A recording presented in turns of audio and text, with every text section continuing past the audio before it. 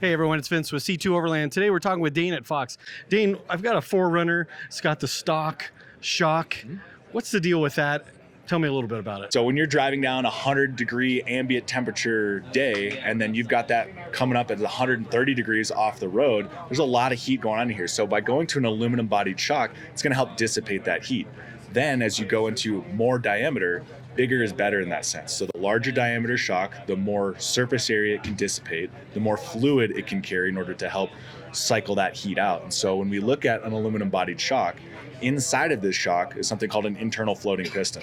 When we talked about this being an emulsion shock, there's nothing separating the air and the fluid, and then it turns into a foam. Caramel macchiato looks like a smoothie in there. That internal floating piston in here keeps that separated so that there's no way for it to cavitate and have air pockets. You've got the air where it needs to be and the fluid going through the piston, so it's always separated. Perfect.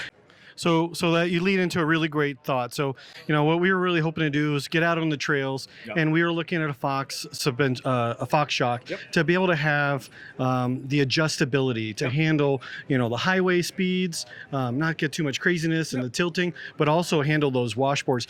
So the other thing too, we talked a little bit about that adjustability. So can you walk us a little bit on this reservoir, the advantage of the reservoir since we decided to go with that reservoir, and what the knob can do for us? Yeah, absolutely. So I can be doing 90 miles an hour, down 17, going back into Phoenix.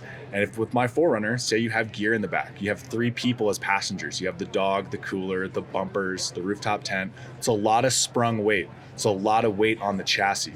Even though I'm going 90 miles an hour, if I go into that turn, it's a slow body movement.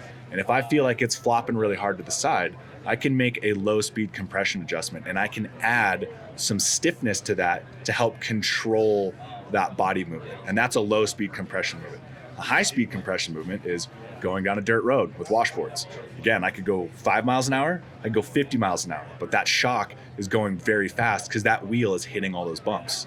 Again, I don't want to gate off or mess with my compression and make it feel terrible, but if I add high speed compression, which is adding firmness to it, it's going to keep it from bottoming out.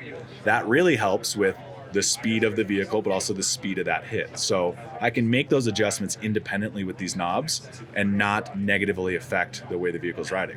So it's pretty cool. Perfect. Well, there you go, guys. Straight from the horse's mouth. There we go. All right. Thank you very much. I appreciate it.